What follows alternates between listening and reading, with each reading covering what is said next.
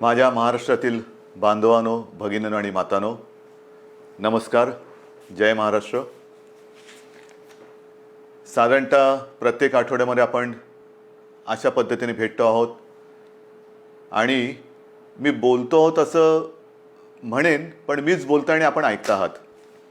आणि आपण नुसते ऐकत नाही आहात, तर जे मी आपल्याला सांगतो आहे ते पूर्णपणाने त्या आपल्या सरकारच्या सूचना आपण हिमतीने आणि धैर्याने पाळत आहात.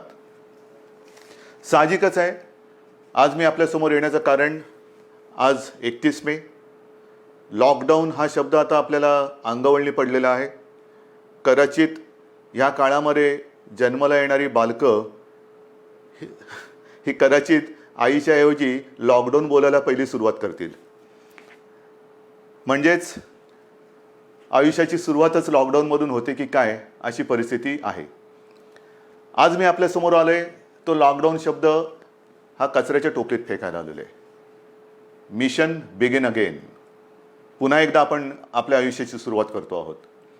आणि आयुष्याची सुरुवात करताना लोकमान्य टिळकांचा तो किस्सा, ती आठवण ही मला आपल्याला सांगणं आवश्यक वाटतं.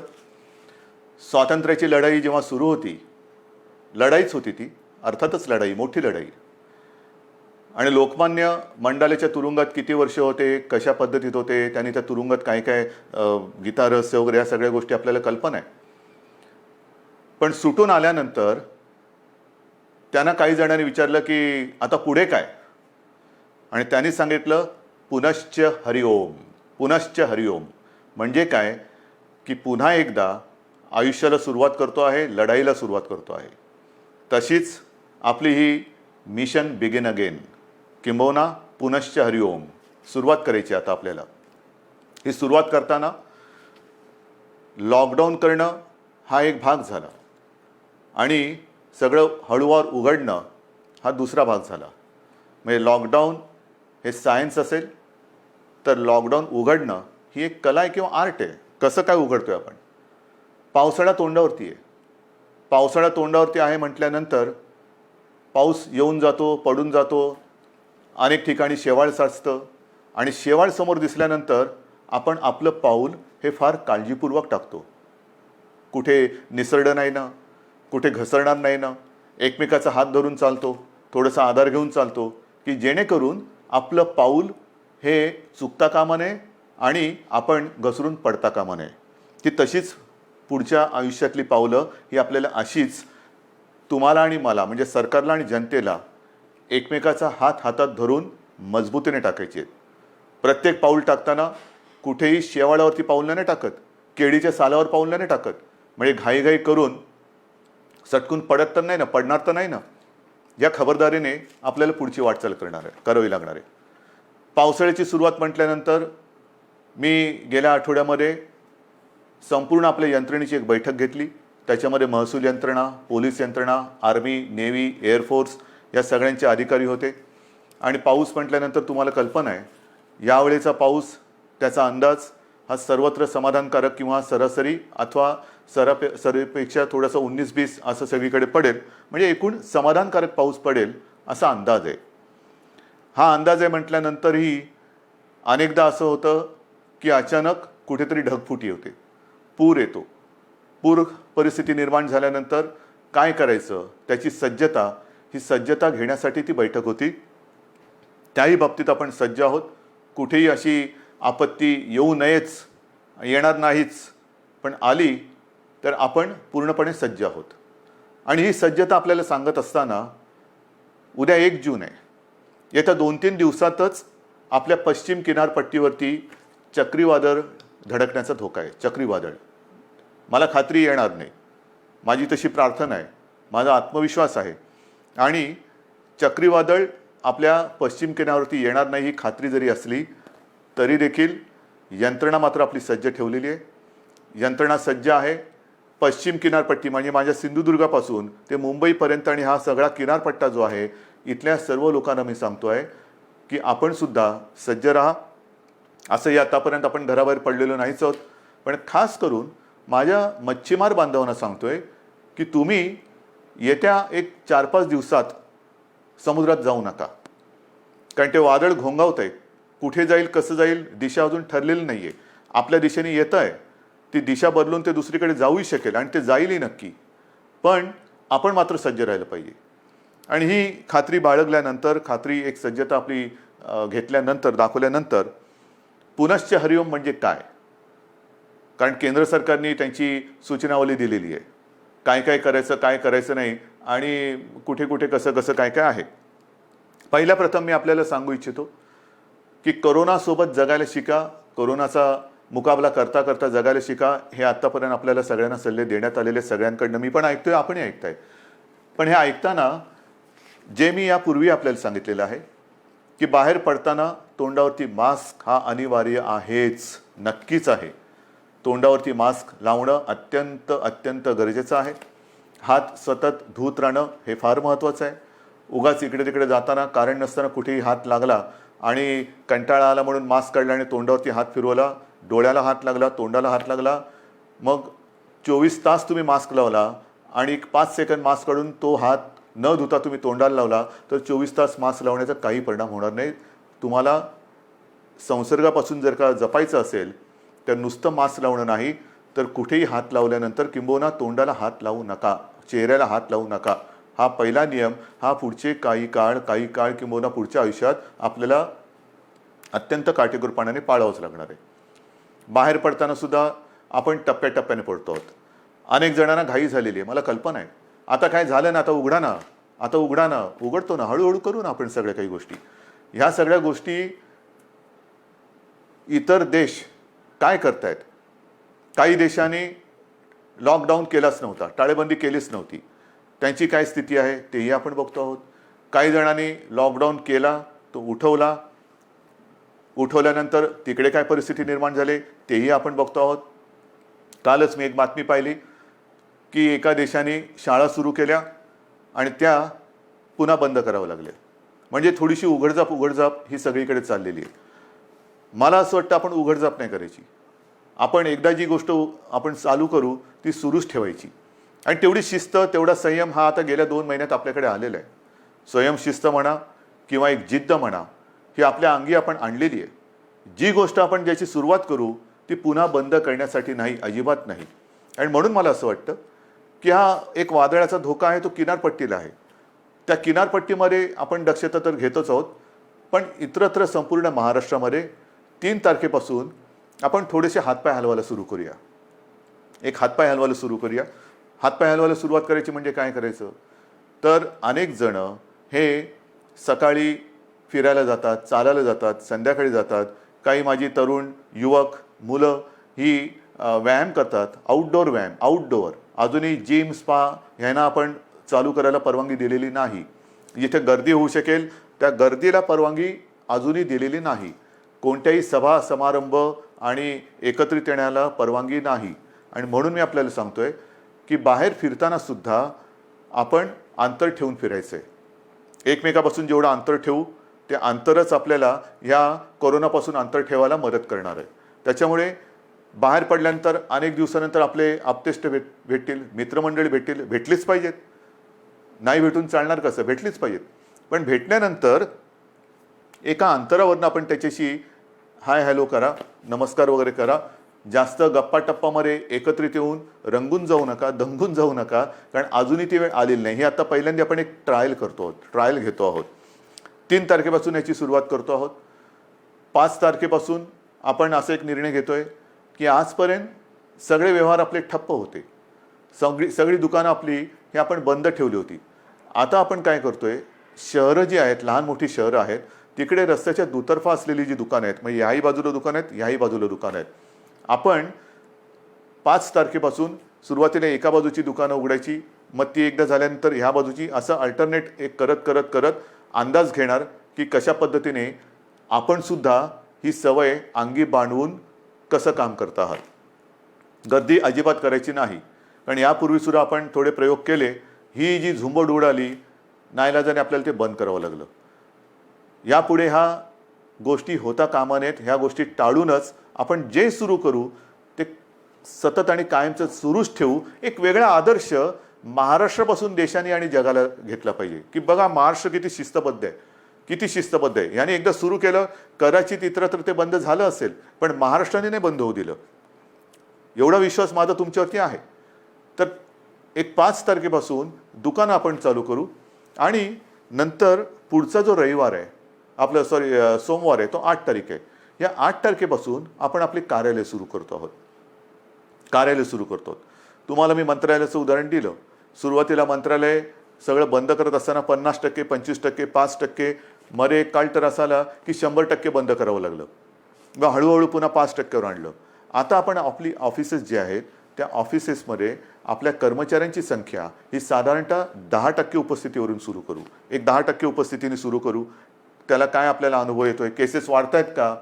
कारण आत्ता आपण या काळामध्ये जे सुरू करतो आहोत तो खास करून आपला, मी मागेही आपल्याला सांगितलं होतं, कुठेतरी ज्याला आपण पीक म्हणतो म्हणजे सर्वोच्च बिंदू, त्याच्या एकतर जवळ जातो आहोत किंवा त्याच्यावरती आलेलो आहोत.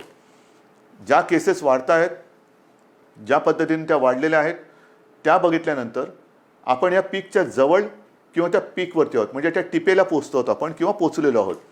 काही काळ आता हा जो केसेस येण्याची संख्या जी आहे ही साधारणतः अशीच थोडीशी वरती खाली होत नंतर हळूवारपणाने एक आणखीन 8-15 दिवसानंतर ती खाली उतरायला लागेल. ही खाली उतरेल केव्हा उतरेल? जर आपण ही सगळी बंधनं पाळली तर. पुन्हा एकदा मी आपल्याला सांगतो की बाहेर पडताना आवश्यक ज्यांना नाही त्यांनी घराबाहेर पडू नका.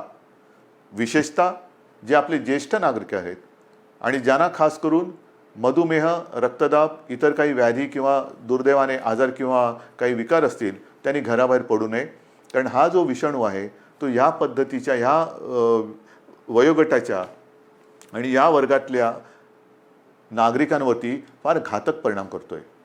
ज्या ज्या काही गोष्टी आपण बघतो आहोत गंभीर गंभीर गंभीर म्हणतोय त्याच्यामध्ये ह्या वर्गातली लोक म्हणजे ज्याला हाय रिस्क ग्रुप ज्याला म्हणतो आपण त्या वर्गातली लोक किंवा नागरिक हे त्याला जास्त त्याचा प्रादुर्भाव हा अतिशय गंभीरतेने होतोय, घातक ठरतोय तो.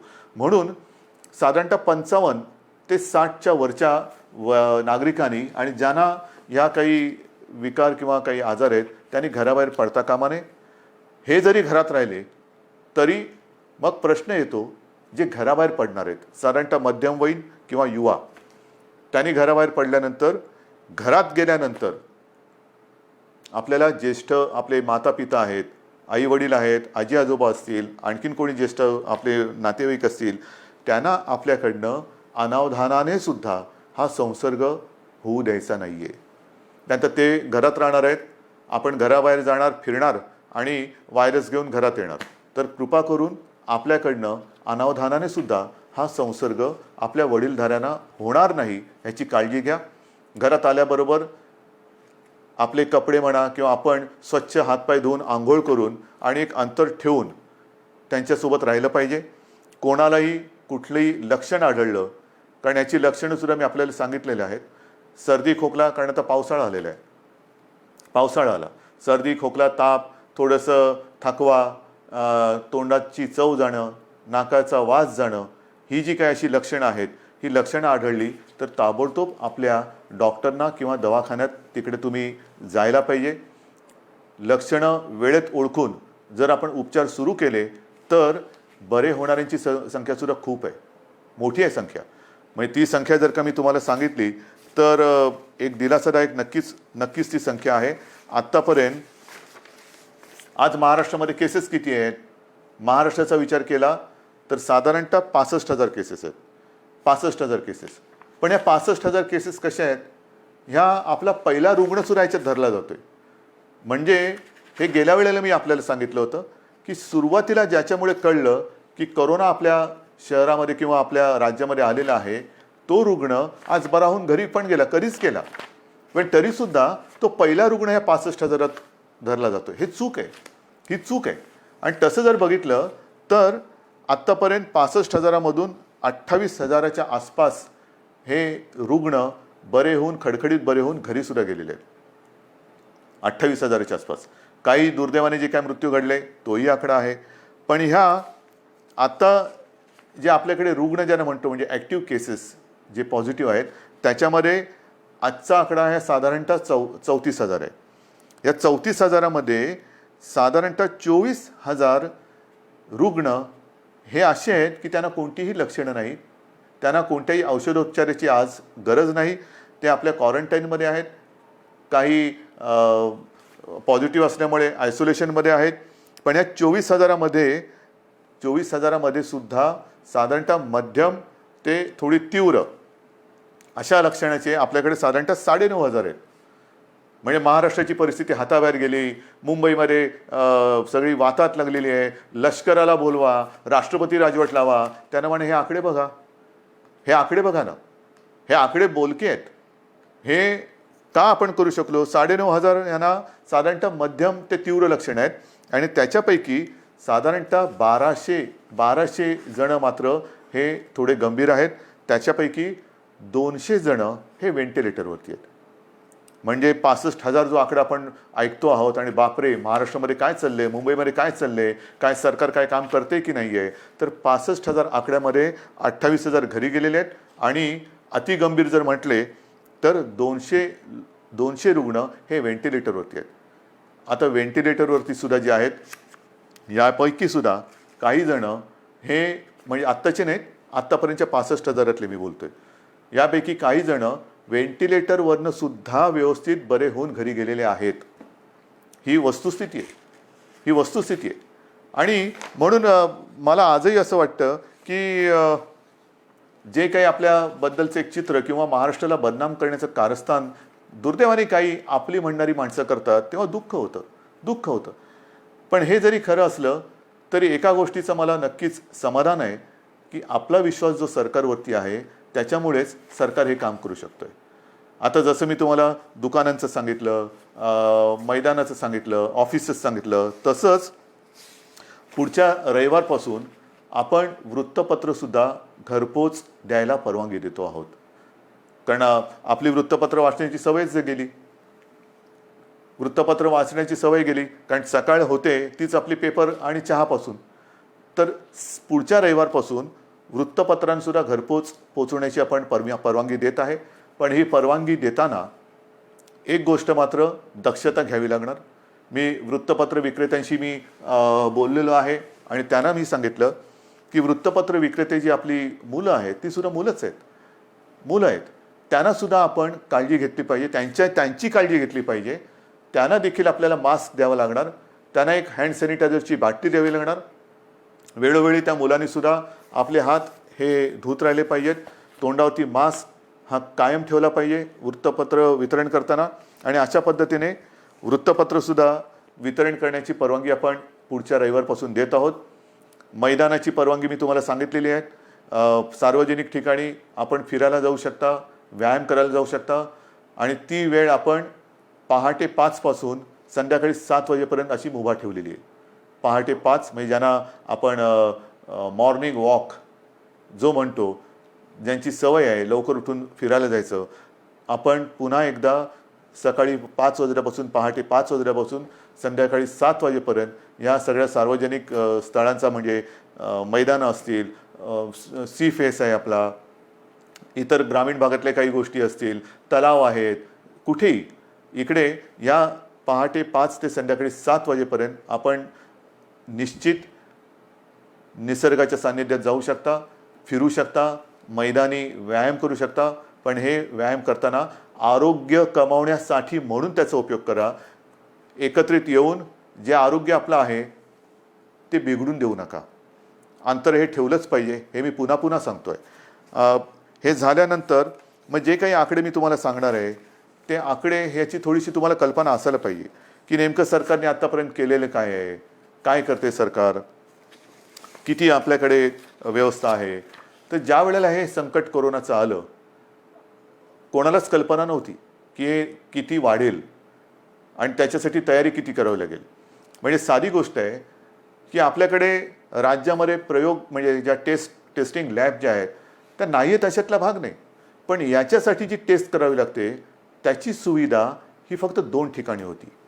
एक आपल्या कस्तुरबामध्ये आणि पुण्याच्या NIVमध्ये.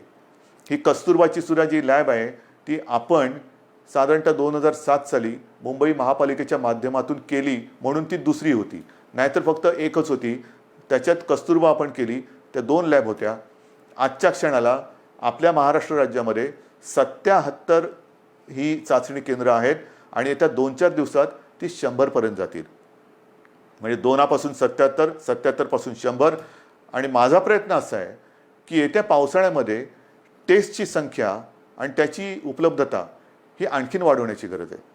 कारण पाऊस म्हटल्यानंतर भिजणं हे आलंच, सर्दी खोकला शिंकणं, थोडा ताप, फ्लू हा आलाच. आणि तो आल्यानंतर लॅबची संख्या वाढवणं, चाचण्यांची क्षमता वाढवणं आणि त्याचबरोबर ह्या टेस्ट ज्या आहेत, ह्या चाचण्या ज्या आहेत, त्या केंद्र सरकारशी सुद्धा आपण बोलतो आहोत की त्याची जी किंमत आहे, त्याची जी एक किती पैसे त्याला लागतात ती किंमत ही आपल्याला खाली आणायची, सर्वसामान्यांच्या आवाक्यामध्ये ती आणायची. सरकारकडनं तर आपण मोफत करतोच आहोत, पण ज्याला कोणाला असं वाटलं की मला थोडंसं अस्वस्थ वाटते, मला टेस्ट करून घ्यायची आहे, तर त्यांनी ती टेस्ट करून घेण्यासाठी त्याला त्याच्या गावात, त्याच्या शहरात, त्याच्या घराच्या आजूबाजूला जास्त लांब न जाता कुठे आपण किती प्रमाणात उपलब्ध करून देऊ शकतो ते सुद्धा आपल्याला करायचं आहे. तर ही एक लॅबची संख्या आपण वाढवलेली आहे, आणखीन वाढवतो आहोत.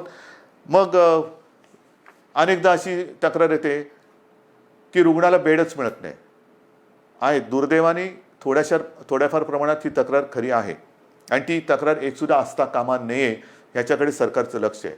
पण त्याच्याकडे जर का आपण बघितलं तर जे मी आपल्याला सांगितलं की आपल्याकडे ह्या लॅबची संख्या ही 2 होती, 2ची 77 आणि 77ची आता आपण 100 आणि पुढच्या काळात 100हून अधिक करतो. तसं आपल्या राज्यात इन्फेक्शनसाठी जी हॉस्पिटल्स होती ती फक्त 3 होती. आयसोलेशन सुविधा ज्याच्यात असतील अशी 3 होती. आता ती जवळपास 2576, 2500च्या आसपास आपण केलेले आहेत. मग 3पासून 2500. बेड्स किती होते? बेड्स साधारणतः 400च्या आसपास होते आयसोलेशन. ते आता 2.5 लाखाच्या वर महाराष्ट्रामध्ये झालेले आहेत. महाराष्ट्रात 2.5 लाखाच्या वर. त्याच्यामध्ये साधारणतः 25,000 बेड्स हे ऑक्सिजनची सुविधा देऊ शकतील असे आहेत. कारण आपल्याला मी जे सांगितलं की आत्तापर्यंत जे रुग्ण आपले हॉस्पिटलमध्ये उपचार घेत आहेत त्यांच्यापैकी 200 जण व्हेंटिलेटरवर आहेत. म्हणजे व्हेंटिलेटर फार थोड्या जणांना लागत आहेत, कोणालाही लागूच नाहीत, पण फार थोड्या जणांना लागत आहेत. जास्तीत जास्त रुग्णांना ऑक्सिजन लागतोय. ऑक्सिजनची सुविधा देणारे बेड्स हे आपण मोठ्या प्रमाणावरती तयार केलेले आहेत, आणखीन सुद्धा करतो आहोत. ICU बेड्ससुद्धा सुरुवातीला 250 होते, ते साधारणतः 8,500च्या आसपास आपण नेलेले आहेत. म्हणजे एवढी सुविधा आपण करतो आहोत, एवढी मोठी सुविधा आपण केलेली आहे. मला जी मी तुम्हाला सांगितलं की जम्बो फॅसिलिटी किंवा फील्ड हॉस्पिटल्स मुंबईमध्ये आहे, ठाण्यामध्ये आहे, ज्या शहरांमध्ये मी सूचना दिल्यात, मग संभाजीनगर असेल, पुणे आहे, आणखीन कुठेही जिथे फील्ड हॉस्पिटलची आवश्यकता आहे तिथे त्यांना सूचना दिलेल्या आहेत की तुम्ही ते करा. म्हणजे एकेका ठिकाणी आपण 1,000, 2,000च्या बेडची सुविधा करतोय. गोरेगावला तर साधारणतः 3,000 बेडची सुविधा करतोय. इतर देशांनी, इतर राज्यांनी अशी सुविधा किती जणांनी उपलब्ध केली असेल, किती जणांनी संख्या वाढवली असेल हे आता सगळीकडे स्पष्ट झालेलं असेलच. पण महाराष्ट्राने मात्र गेले 2 महिने उपचाराकडे लक्ष दिलेलं आहे, सुविधांकडे लक्ष दिलेलं आहे. आपण आपला टास्क फोर्स निर्माण केलेला आहे आणि हा टास्क फोर्स अक्षरशः अहोरात्र मेहनत करून, अविश्रांत मेहनत करून साधारणतः गाईडलाईन देतोय. आपलं मोठं जे आव्हान आहे की एकतर हा संसर्ग रोखणं, त्याची तीव्रता कमी करणं आणि मृत्यूदर हा कमीत कमी किंवा 0वरती आणणं. मृत्यूदर हा अजूनही मला खाली आणायचा आहे आणि तो खाली केव्हा येईल? कारण आजही काही ठिकाणी असं लक्षात येते की जो कोणी रुग्ण आहे तो अगदी शेवटच्या टप्प्यामध्ये हॉस्पिटलमध्ये दाखल होतोय, अगदी शेवटच्या टप्प्यात. म्हणजे मी मागे आपल्याला कदाचित सांगितलं असेल की माझाच एक चांगला कार्यकर्ता, अत्यंत चांगला निष्ठावान कार्यकर्ता शेवटच्या टप्प्यात हा हॉस्पिटलमध्ये गेला, स्वतःहून गेला आणि तपासणी करतानाच तो कोसळला. काहीच करू शकले नाही डॉक्टर. म्हणजे त्याची कदाचित चाचणी पण करता आली नसेल. हे अंगावरती दुखणं काढू नका. अंगावरती दुखणं काढल्यानंतर मग मात्र त्याला उपचार नाही आहेत. अनेक जण जे वाचून घरी गेलेले आहेत ते वेळेमध्ये आपल्याकडे आलेले आहेत. अगदी दुर्दैवाने काही व्हेंटिलेटरवरती जाऊन सुद्धा सुदैवाने खणखणीत बरे होऊन घरी गेलेले आहेत. वेळेत आले तर उपचार होतात, आता मी मागे सारखं मागे बोलतो, कारण या काही दिवसात एवढ्या जणांशी मी बोलतोय की नेमकं तुमच्याशी बोललो का इतराशी कोणाशी बोललो हे लक्षात येत नाही. तर त्यावेळेला मी सांगितलं होतं की जर का मृत्यूदर खाली आणायचा असेल, आणि तो येतोय, नक्कीच येतोय, आलेला आहे, तर डॉक्टर आपल्याकडे सज्ज आहेत. पण डॉक्टरना 2 गोष्टी वेळेत मिळाल्या पाहिजेत. एक म्हणजे औषधं, ती औषधं आपण त्यांना देतो, आणि सगळ्यात महत्त्वाचा भाग म्हणजे पेशंटसुद्धा वेळेमध्ये जर का डॉक्टरांच्या हातात आला तर डॉक्टर, तुम्हाला कल्पना नाही, अक्षरशः एखाद्या योद्ध्याला साजेल असा पराक्रम करतायत. कोणत्याही टोकाला जाऊन त्याला वाचवण्याची शर्थ करतायत, आणि त्याला मी तर म्हणेन यशसुद्धा येते. आता ही आरोग्यविषयक तुम्हाला माहिती दिल्यानंतर साधारणतः एक महत्त्वाचा मुद्दा होता, तो म्हणजे इतर राज्यातले मजूर. या मजुरांना सुद्धा आपण आत्तापर्यंत 12 लाख, किंबहुना त्याच्याहून जास्त असेल, माझ्याकडे आकडा आहे माझ्याकडे, 12 लाखापेक्षा नाही, हे बघा, सुमारे 16 लाख मजुरांना रेल्वे आणि बसेसने आपण इतर राज्यात सोडलेली. सुमारे 16 लाख लोकांना रेल्वेतनं आणि बसेसमधून आपण परराज्यात सोडलेलं आहे.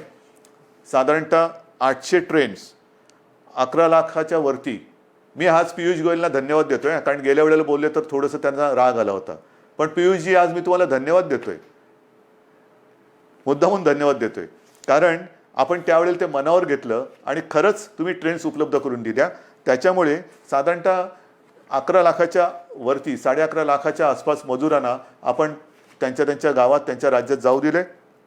एस टीने आपल्याला साधारणतः 42,000पेक्षा 42,500 एस टी बसेसद्वारे आपण 5.25 लाख मजुरांना राज्याच्या सीमेपर्यंत सोडलेले आहे. आणि याच्यावरती आपण आत्तापर्यंत मुख्यमंत्री सहायता निधीतून जवळपास 85 ते 90 कोटी रुपये खर्च केलेले आहेत. 85 ते 90 कोटी रुपये. साधारणतः 22 पेक्षा जास्त फ्लाईट्सद्वारे 3,000पेक्षा जास्त नागरिक आपण महाराष्ट्रात आणलेले आहेत. 7 जूनपर्यंत आणखीन काही फ्लाईट्स येत आहेत. तर अशी ही सुरुवात होते. शिवभोजन थाळीसुद्धा ही आजपर्यंत आपण 838 केंद्र राज्यात कार्यरत केलेली आहेत. 1 ते 30 मे, फक्त 1 ते 30 मे या काळात या शिवभोजन थाळीच्या योजनेतून आपण 32,77,778 शिवभोजन थाळ्याच्या माध्यमातून एवढ्या लोकांना, म्हणजे 32 लाखाच्या आसपास लोकांना आपण भोजन देण्याची व्यवस्था केलेली आहे. मुख्यमंत्री सहायता निधीत आतापर्यंत 352 कोटी रुपये आपण संपूर्ण आले. त्याच्यापैकी 111 कोटीपेक्षा जास्त हे कोविडसाठी आपण खर्च केलेला आहे. या सगळ्या गोष्टी चालू आहेत. उद्योगधंदे सुरू होत आहेत. 7.5 लाखापेक्षा जास्त मजूर हे कामावरती आलेले आहेत. उद्योगांना तर आपण परवानगी दिलेली आहे. आणखीनही उद्योग आपण सुरू करतो आहोत. आता हे सगळं सुरू करत असताना जसा पावसाळा सुरू होतो आहे तसंच आपलं शैक्षणिक वर्ष सुरू होतं आहे. शाळा कशा सुरू करायच्या, कॉलेजेस कशी सुरू करायची, विशेषतः विद्यापीठांच्या परीक्षांचं काय करायचं, अंतिम वर्षाची परीक्षा घ्यायची नाही घ्यायची, कधी घ्यायची, सगळ्याचा विचार सुरू आहे. पहिल्यांदी कॉलेजच्या विद्यापीठाच्या अंतिम वर्षाच्या परीक्षेबद्दल मी बोलतो. कालसुद्धा मी त्याच्याबद्दल कुलगुरूंची एक बैठक घेतली. विभागवार सगळ्या कुलगुरूंची मतं मी आजमावून घेतली. सगळ्यांचं मत एक आहे, परीक्षा घ्यायची असेल तर तातडीने परीक्षा घेण्यासारखी आजची परिस्थिती नाही आहे. कारण ते कुलगुरू जरी असले, मी मुख्यमंत्री जरी असलो, तरी आमच्यातला पालक हा आजही जिवंत आहे. अनेक पालकांची एक चिंता आहे की कोविड सगळीकडे, कारण थोडाफार आता आपल्या राज्यामध्ये सुद्धा तो हळूवार पसरलेला आहे. आटोक्यात तर नक्की आणू आपण, पण तो पसरत असताना आमच्या मुलांना आम्ही परीक्षेला पाठवावं का? काही लाख विद्यार्थी हे परीक्षेसाठी एकत्र येणार, किती अंतर ठेवणार, पेपर कसे वाटणार, पेपर तपासणार कसे, मग काय करायचं? म्हणून आपण सगळ्यांनी मिळून एक असा तोडगा काढलेला आहे की अंतिम वर्षाच्या ज्या परीक्षा आहेत त्या परीक्षा घेण्यापूर्वी एक असा मुद्दा आला, आणि मला असं वाटतं तो बरोबर आहे. आपण एक निर्णय असा घेतलेला आहे की साधारणतः जेवढे सेमिस्टर झालेले आहेत त्यांची सरासरी काढून त्या विद्यार्थ्यांना मार्क्स द्यायचे आणि त्या विद्यार्थ्यांना तसं पास करायचं. कारण साधारणतः गेले किती सेमिस्टर झाले असतील, किती वर्षाचे झालेत, ते एक सरासरी काढली तर आपण त्या सरासरीचा विचार करू शकतो आणि ते ॲग्रिगेट करून त्यांना पास करायचं, की जेणेकरून त्यांचं आयुष्य थांबणार नाही. परीक्षा कधी घेणार? जूनमध्ये घेऊ शकतोय? नाही. जुलैमध्ये घेता येईल? सांगता येत नाही. ऑगस्टमध्ये येईल? कल्पना नाही. मग कधी घेणार आपण परीक्षा? मग तोपर्यंत विद्यार्थ्यांनी करायचं काय? नुसतं ताटकळून राहायचं, लोंबकळत राहायचं? अजिबात नाही. शिक्षणाचा खेळखंडोबा हा होऊ द्यायचा नाही. ज्या मुलांनी अंतिम परीक्षेपर्यंत आपला अभ्यासक्रम पूर्ण केलेला आहे, केवळ आत्ता परीक्षा घेऊ शकत नाही म्हणून त्या कॉलेजच्या उंबरठ्यावरती त्यांनी जर का त्यांना अडून ठेवलं तर तो उंबरठा पार करून ते आपल्या जगामध्ये प्रवेश कधी करणार? ते पाऊल कधी टाकणार? म्हणून आपण असं ठरवलेलं आहे की या विद्यार्थ्यांना जेवढे सेमिस्टर झालेत त्याची सरासरी करून मार्क्स देऊन पास करायचं. आणि पास केल्यानंतर जर का कोणाला असं वाटत असेल की ठीक आहे रे, पण मला अजूनही मी मार्क्स मिळवू शकत होतो, जर परीक्षा झाली असती ना तर मी आणखीन चांगले मार्क्स मिळवू शकलो असतो, ठीक आहे, तुम्हालाही आपण संधी देतो. साधारणतः एक अंदाज घेऊन ऑक्टोबर असेल, नोव्हेंबर असेल किंवा सप्टेंबर असेल, आपण बघूया. पण ज्यांना जर का वाटत असेल की मी परीक्षा पण मला द्यायची होती कारण मी अधिक मार्क कमवू शकत होतो, तर आपण त्यावेळेला परीक्षा घेऊन ज्यांना परीक्षेला बसून अधिक मार्क्स मिळवण्याची जर का त्यांची इच्छा असेल तर त्यांच्यासाठी सुद्धा परीक्षा घेण्याची आपण एक तयारी ठेवतो आहोत. तूर्त त्यांना आपण पुन्हा एकदा सांगतो, जेवढे सेमिस्टर झालेत ते ॲग्रिगेट करून त्यांना मार्क देऊन आपण त्यांना त्यांच्या आयुष्यामध्ये पाऊल टाकायला आपण संधी देत आहोत. ज्यांना परीक्षा द्यायची असेल त्यांच्यासाठी जेव्हा आपण घेऊ शकतो परीक्षा त्यावेळेला परीक्षेची सुद्धा सोय करतो आहोत. म्हणजे त्यांना एकदा या टेन्शनमधून आपण मोकळं करतो आहोत. मग राहता राहिला प्रश्न, अंतिम परीक्षा तुम्ही निर्णय दिलात, पहिलं वर्ष सुरू कसं करणार? पहिलं वर्ष सुरू करणार, पहिली कशी सुरू करणार? विद्यापीठ झालं, शाळेतल्या पहिलीची सुरुवात कशी करणार? कारण शैक्षणिक वर्ष सुरू होतंय. आज सुद्धा जसं कॉलेजच्या विद्यार्थ्यांचा जसा प्रश्न आहे, शाळेच्या विद्यार्थ्यांचा प्रश्न आहे. शाळा आपण सुरू करायच्या का? काही ठिकाणी तर शाळा आपल्याला नाईलाज म्हणून क्वारंटाईनसाठी वापरावं लागल्यात. त्या करता येतील, त्या सगळे ते क्वारंटाईनमधली व्यवस्था दुसरीकडे करून निर्जंतुकीकरण करून पुन्हा एकदा शाळा सुरू करू शकतो आपण. पण ह्या जर का शाळा सुरू केल्या तर मी सुरुवातीला जे आपल्याला सांगितलं, काही देशांमध्ये सुरू केलेल्या शाळा ह्या बंद कराव्या लागल्या. मला आता काही बंद नाही करायचे. आणि त्याच्यासाठी जसं मी आता लॉकडाऊन शब्द बाजूला ठेवून मिशन बिगिन अगेन किंवा पुनश्च हरिओम म्हणतो आहे, तसं शाळा कधी सुरू होणार पेक्षा शिक्षण कसं सुरू करायचं. शाळा हे एक माध्यम आहे. शाळेत सगळे विद्यार्थी येतात, शिक्षक त्यांच्यासमोर असतात. आज देखील ग्रामीण भागामध्ये आपल्याला ऑनलाईन शिक्षण याची सुविधा आपण देऊ शकत नाही आहोत. मग काही जणांनी आजच दुपारी मी मोठ्या शिक्षण तज्ज्ञांची एक बैठक घेतली. अनेक जणांनी हे सगळे पर्याय सांगितले की आमच्याकडे शाळा सुरू करू शकतो कारण ग्रामीण भागामध्ये आम्ही हे करू शकतो. काही जणांनी सांगितलं शाळेमध्ये सुद्धा एक दिवसाआड शाळा सुरू करायची का? काही जणांनी सांगितलं आम्ही ऑनलाईन शिक्षण तर आधी सुरू केलेलंच आहे. मी त्यांना असंच म्हटलं की शाळा सुरू करण्यापेक्षा शिक्षण सुरू करायचं आहे. जर आपल्याला ग्रीन झोनमध्ये किंवा जिथे प्रादुर्भाव नसेल, अत्यंत सुरक्षित सगळं अंतर वगैरे ठेवून ग्रामीण भागात शाळा सुरू करू शकत असू, तिकडे पूर्ण खबरदारी घेऊन आपण शाळा सुरू करू शकतो का? ही शक्यता मला काही दिवसात सांगा. शहरांमध्ये ऑनलाईन शिक्षण हे कसं सुरू करायचं त्याच्यावरती आपण विचार सुरू केलेला आहे. ऑनलाईनमध्ये मग काही मोबाईल कंपन्यांशी आपण बोलू की काही डेटा तुम्ही कसा देऊ शकता आम्हाला, टी व्हीद्वारे कसं आपण देऊ शकतो, रेडिओच्या माध्यमातून कसं करू शकतो, ई लर्निंग म्हणजे SD कार्ड देऊन आपण कसं सुरू करू शकतो, लॅपटॉप किंवा टॅब, ज्यांच्याकडे लॅपटॉप आहेत त्यांच्याकडे टॅब आहेत, ज्यांच्याकडे काही फोन आहेत त्याच्यात SD कार्ड टाकून ई लर्निंगद्वारे सुरू करू शकतो का? आठवड्यातून शाळेमध्ये किती दिवस येऊ शकतो? शाळेचं निर्जंतुकीकरण वगैरे ती जबाबदारी सरकारची, त्याच्यात तुम्ही काळजी करू नका. स्वच्छता राखणे ही जबाबदारी सरकारची. पण खरंच शहरांमध्ये आपण शाळा सुरू करू शकतो का? आणि सुरू करू शकत नसू तर ऑनलाईन पद्धतीने शिक्षण आपल्याला सुरू करायला पाहिजे. थोडक्यामध्ये जिथे जिथे ऑनलाईनने आपण सुरू करू शकतो तिथे ऑनलाईनने शिक्षण सुरू करू. जिथे आपण शाळा सुरू करू शकत असू तिकडे शाळेतनं शिक्षण सुरू करू. जिथे आपल्याला वाटत असेल की समजा आपल्याला SD कार्ड देऊन आणखीन काय करून शिक्षण सुरू करायचं असेल तर तेही करू शकतोय. येत्या काही दिवसात त्याच्यावरती आपण ठोस निर्णय घेऊ. शिक्षण सुरू झालंच पाहिजे. पण मला असं वाटतं की कोरोनाने आपल्याला नक्कीच काही काही गोष्टी शिकवलेल्या आहेत. तरुणांनी आपल्या स्वतःकडे बघायला हे नक्कीच शिकवलेलं आहे. स्वतःकडे पाहायला शिकवलं आहे, आपल्या कुटुंबाकडे पाहायला शिकवलेलं आहे, आपल्या मुलांकडे, मग शिक्षणाकडे, आरोग्याकडे. आजपर्यंत कदाचित आरोग्य असेल आणि शिक्षण असेल यांना तेवढं प्राधान्य दिलं गेलं नसेल कदाचित. पण मला असं वाटतं की पुढचं आयुष्य जगताना जर आपण जीवनावश्यक वस्तू आणि जीवनावश्यक काही गोष्टी ह्या अशा संकटाच्या काळातही बंद होऊ न देता चालू ठेवल्या, तसंच शिक्षणसुद्धा किती मोठं संकट आलं तरी देखील कसं सुरू ठेवता येईल त्याच्याकडे आता आपल्याला लक्ष देण्याची गरज आहे. आरोग्य सुविधासुद्धा मोठ्या प्रमाणात वाढवण्याची गरज आहे. जसं आपण इकडे विशेषतः मुंबईपासून सुरुवात केली आपण, field hospitals, Bandra Kurla complex असेल, वरळीचे एक्झिबिशन ग्राउंड आहे, तिकडे मोठी फील्ड किंवा जम्बो फॅसिलिटी म्हणून हॉस्पिटल्स उभारली. मी असं ठरवलेलं आहे, आपल्या सरकारने असं ठरवलेलं आहे की येत्या काळात आरोग्याला प्राधान्य द्यायचं, शिक्षणाला प्राधान्य द्यायचं. शहरांमध्ये म्हणजे ग्रामीण भागामध्ये सुद्धा, ग्रामीण भागातली छोटी मोठी शहरं आहेत त्या शहरांमध्ये त्या जिल्ह्यांच्या आवश्यकतेनुसार इन्फेक्शन हॉस्पिटल्स, जी इतर वेळेला तिकडे काही कार्यक्रम चालतील, जसं वरळीचं आपलं गोरेगावचं एक्झिबिशन ग्राउंड आहे, तिथे इतर काही कार्यक्रम चालतात. वरळीला डोम आहे, इतर वेळेला इतर काही कार्यक्रम चालतात. ते कार्यक्रम चालू ठेवायचे, पण हॉस्पिटलची सुविधा ही तिकडे सज्ज ठेवायची.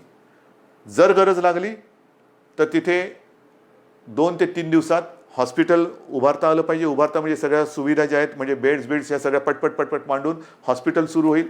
इतर वेळेला लग्नसराई असेल, प्रदर्शनं असतील, कृषीची प्रदर्शनं असतील, इतर काही कार्यक्रम असतील, सभा समारंभ असतील, त्याच्यासाठी ते वापरले जातील. पण आरोग्य सुविधा मात्र जेव्हा गरज लागेल तिथे कमीत कमी वेळेत त्या आपल्याला उपयोगात आणता येतील, अशा पद्धतीने राज्यभर आरोग्य सुविधासुद्धा आपण निर्माण करणार आहोत. एकूणच जे मी आपल्याला सुरुवातीला बोललो होतो की आपण खबरदारी घ्या, आम्ही जबाबदारी घेतो. आता खबरदारी आणि जबाबदारी दोन्ही एकत्र करण्याची वेळ आलेली आहे. जबाबदारी सरकारने घेतलेली आहे, खबरदारी आपण घेतलेली आहात. आता खबरदारी आणि जबाबदारी संपूर्ण वाट आपली ही असं समजा की निसरडी आहे. एकमेकाचा हात हातात धरून दोघांनाही कुठे धोका होणार नाही. म्हणजे सरकारला तसं नाही, सरकार तसं पडूच शकत नाही. तुम्ही सोबत असल्यानंतर तसं सरकार कोणी पाडू शकत नाही. मला सरकारची चिंता नाही आहे. पण आयुष्यात कुठेही आपल्याला घाईघाई करून घाईगर्दीने आपलं पाऊल चुकता कामा नये, पाऊल घसरता कामा नये. याची खबरदारी घेऊन जे करू ते ठामपणाने करू आणि जे करू ते पुन्हा बंद कधी करणार नाही, या आत्मविश्वासाने एक एक पाऊल पुढे टाकत जाऊ. Mission begin again. पुनश्च हरिओम. जय हिंद, जय महाराष्ट्र.